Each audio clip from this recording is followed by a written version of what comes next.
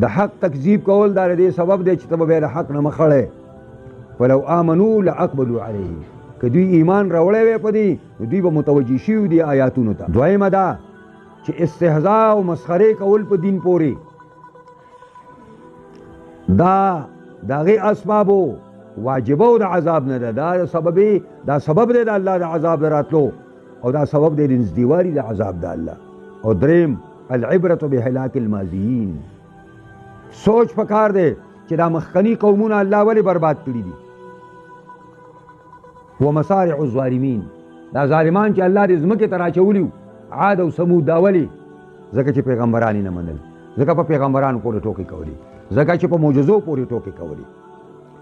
او هلاک الامم کان بسبب ذنوبهم، دا یو بله مسله ده چې همیشه الله امتونه هلاکوي، دا د ګناهونو د وجې نه هلاکوي. وما من مصیبت الا بذنب، او دا یو کلیه ده چې کم مصیبت راځي دا به د ګناه په وجې راځي.